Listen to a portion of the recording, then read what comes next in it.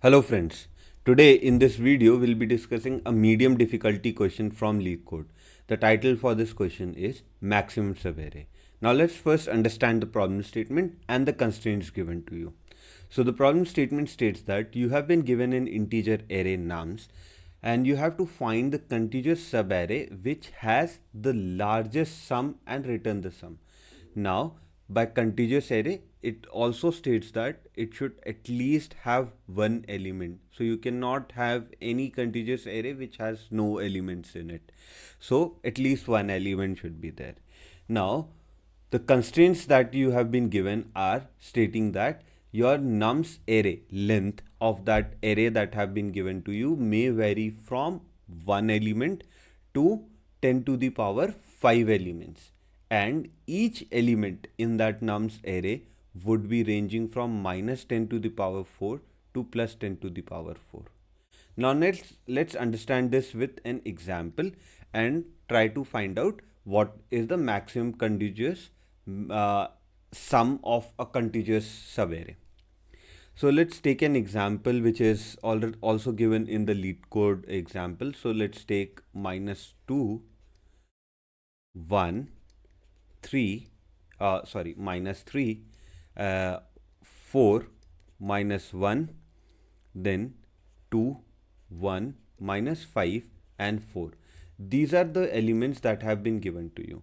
Now let's try and find different sum of different contiguous array, and let's see which one is the maximum sum. So let me take this. So if I take my contiguous array starting from minus 2. So if I take minus 2 as my starting point, I start with minus 2 and then I go to the second element. My sum becomes minus 1. Then my sum becomes minus 4. Then my sum becomes 0.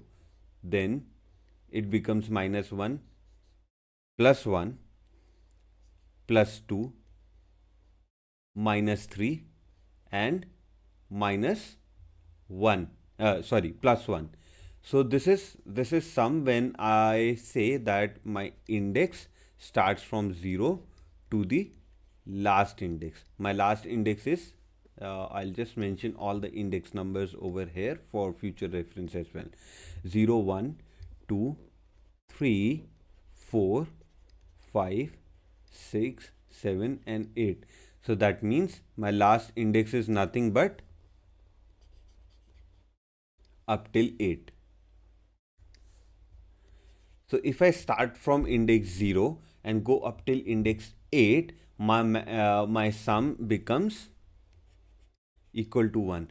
But in meanwhile, if you see what was the middle value where if you started with index 0, and what was the maximum sum that you could have reached. So let's also find that.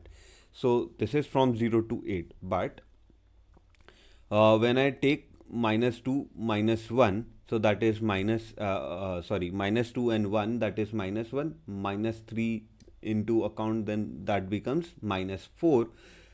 This is 0. 0 plus 1, 0 minus 1 is minus 1, plus 1 and 2. So this is my maximum sum that I could have reached till now.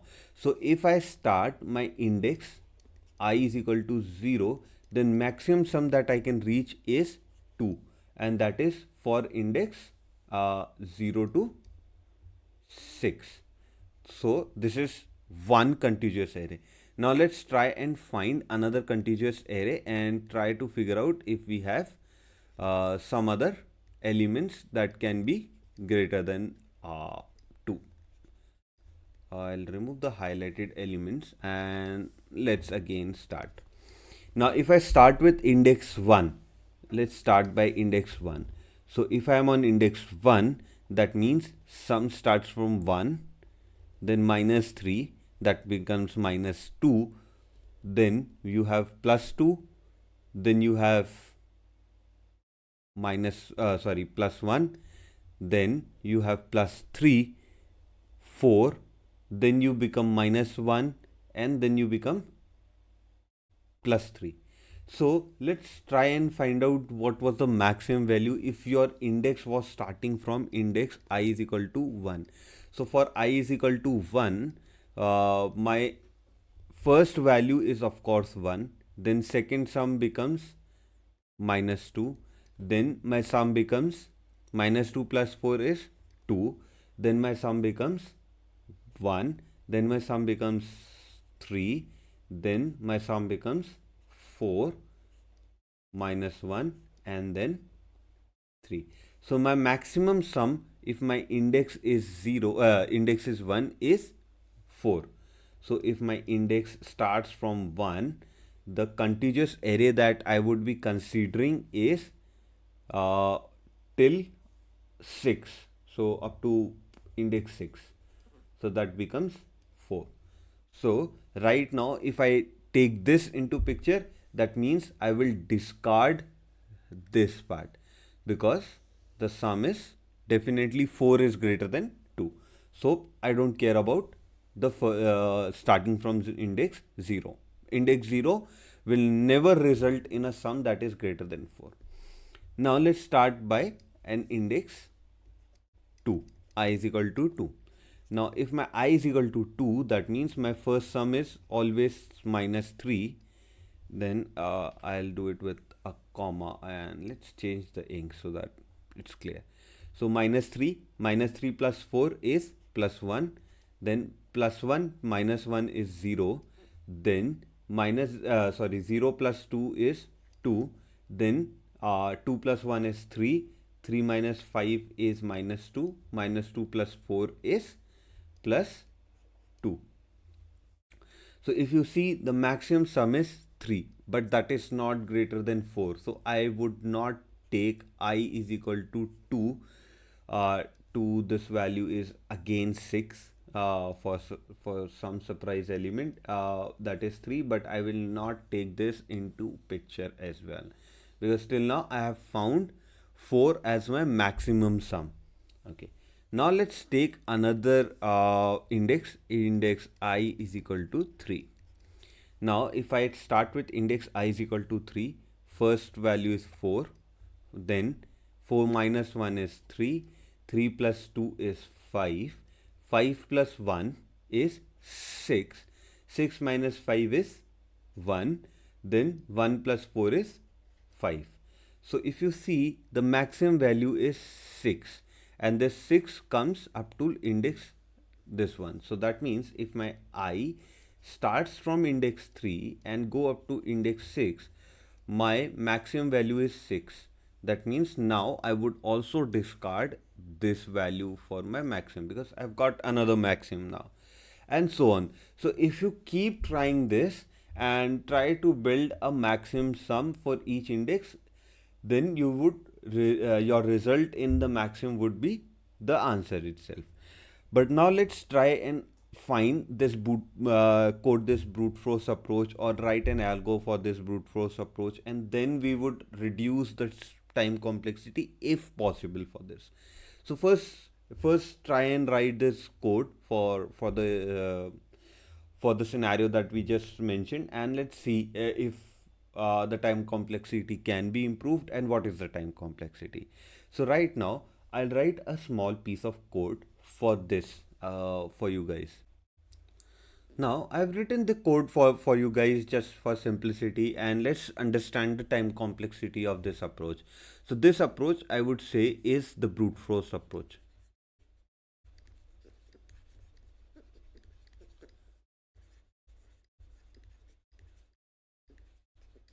And let's try to understand if this approach is better or can we do better than this. So over here I say that I start from I 0 and go up to n minus 1. I initialize my sum to 0 for each index I start with. So if you notice, for index 0 my sum would always start from 0 and then it would add the first element of that index. So index 1 or index 2 or index 3 every time. So I would always initialize my sum to 0 whenever I'm starting for a particular index and trying to find the contiguous sum for every element now. Now if I start my j from I is equal to j is equal to I, so that's for sure because we don't care about the previous elements. So I start my inner loop with j starting from I, and it would go up to n minus 1 again. Now I keep adding my sum with ARR of j, so jth element. So right now let's say I for I is equal to 1, let's say if I is equal to 1, so for this what happens is I freeze this point, I start with j is equal to I keep adding these all elements into my sum. That's what we have to do, right? And to keep finding all these numbers, okay, and we just compare all these numbers with the maximum value.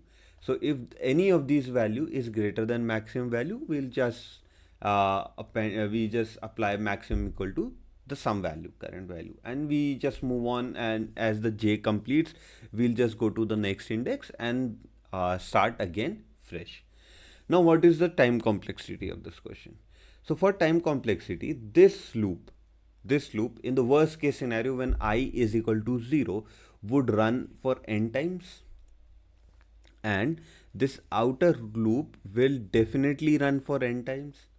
That means my let's say time complexity would be n square, big O of n square. So can we do something better than this? We have to come up with an approach, and we have to try to get to n big O of n. Why so? Because my constraints that have been given to me is that the nums array length can be maximum up to 10 to the power 5.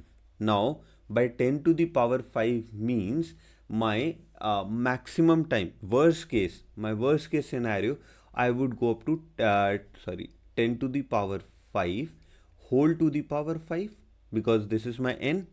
That means 10 to the power 10. Now this would definitely give me time limit exceed. So I cannot go ahead with this approach definitely. I have to come up with a better approach. Now what is the repeating part that we always keep on doing in this question? Now let's come up with a better approach, and let's see if that approach is better than time complexity n square or not. Now let's take an edge case and then start decoding it for a better approach. Let's say if my all these elements are less than 0, not even 0, all are less than 0, what would happen? What would be the maximum contiguous arrays sum? It would be the maximum single value present in that array, right? So let's say if I have an array that is -1, -2, -10, -20, what is the maximum sum that will be possible in this scenario? It is always -1, because if you add it with any of these number or try to do anything, so it would always be lesser than -1. So if all my values are negative, I would just find the maximum value amongst these, and that's done. So first thing that I would try to find is find if all values are negative, and if yes, I would try to find the maximum value in that array and return that. But if in case I have at least one positive or zero number, that means any number that is equal to or greater than 0, then what I will do is I would start adding these up. So what I will do is, let's say in this example, let's rub this up, and so we have solved the edge case right now. Now let's do one thing, that we'll start adding each element, and if we find the sum is less than 0, then we'll initialize the sum to 0. Why so? We'll understand this with this example. Let's say I start adding from this index, from index 0. So my sum value would be minus 2, which is definitely less than 0. So that means till now, whatever my array element that I have considered, so I have just considered one element, is definitely less than or maybe equal to the maximum value for the negative numbers. Correct? So I don't care about this. So my sum, I would convert this sum to again 0. That means I don't have to take care of minus 2. I'll remove minus 2 from my mind, or I'll remove minus 2 from my consideration. So again my sum becomes 0. Now I start with 1 fresh. So when I add 1, so my sum becomes 1. Now I add the next index, that is minus 3. So my sum becomes minus 2 again. Again this is less than 0. So less than 0 means again this array that I have, that means it would result my sum to a negative number. Correct? So I don't want to play around with this number, right? So again this is considered 0. But we have missed one important point, that what if this was the only array that was given.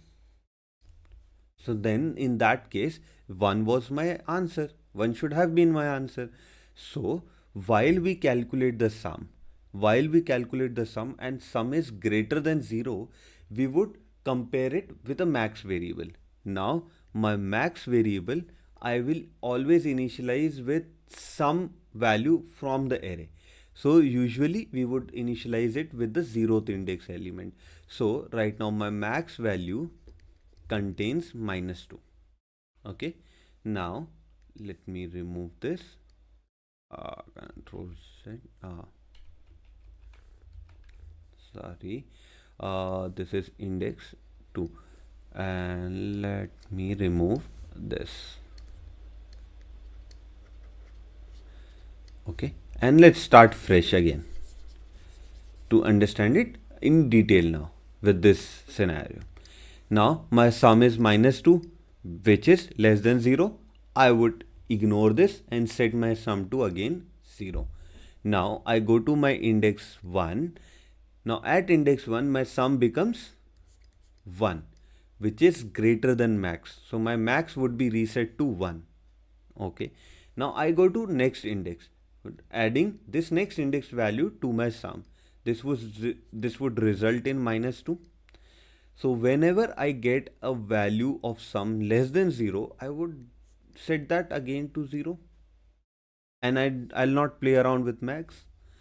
Now if I go to 4, my sum becomes 4 and my max value will again become 4.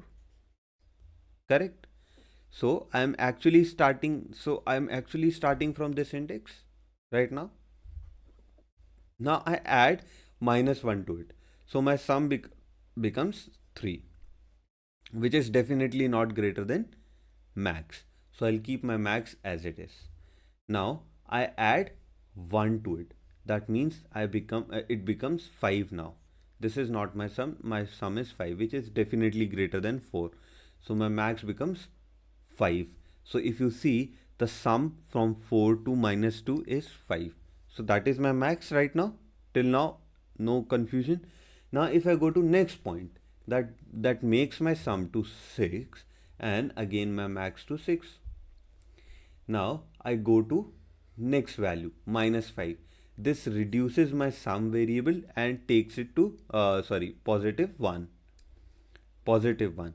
Now positive 1 is definitely not greater than my max value. So I'll not touch my max value. I go to the last index, that is 4. I add that into my value. So my sum becomes 5. 5 is not greater than 6. That is why this is my final answer. So this is when I have at least one positive element in my array. Okay. Now let's take another example where I have, let's say, I have minus 2, 1, minus 8, and let's say 7. Okay. This is my another example. Okay, now let's try and test this theory again on this example, and let's see if this works there. So I don't have all elements as negative, so that's out of question. So right now my max value is the first element, that is -2 for me. Now the sum is -2. So when I have some variable less than 0, I'll set that to 0 and I'll do nothing with the max. Now I have 1. So I add 1 to 0, that makes my sum to 1, and my max is then reset to 1. Now I go ahead with 8. When I go ahead with 8, my sum becomes -7. -7 is definitely less than 0. I remove this and set this to 0. That means up till here, if I started from -2, I didn't have anything greater than that. So -2 was not my sum. If I moved from -2 to 1, that is -1. That is not greater than anything. Now I added this again. That will also result in lesser value. But if I started with 1 only and I move forward, then the max value would have been 1. So till here, if I consider my array till these three elements, my max is always 1. So I have just surpassed -8. So till here, you know that the maximum value that could have been achieved was 1. So that is correct right now, if you see. Now if I go to 7, my sum becomes 7, which is always greater than 1. So that means my max value becomes 7. So the sum of maximum contiguous array is 7, and that is the single element 7 in this array.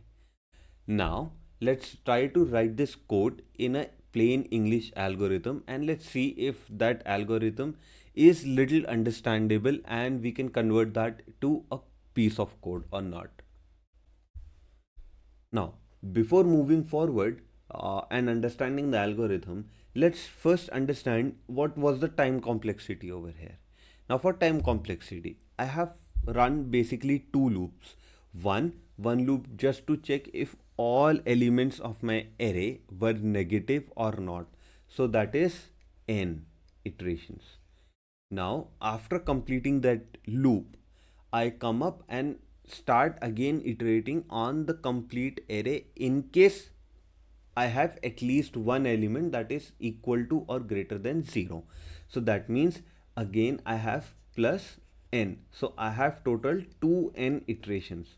So that means my time complexity would be something equal to big O of n, which is definitely better than what we discussed in the brute force approach.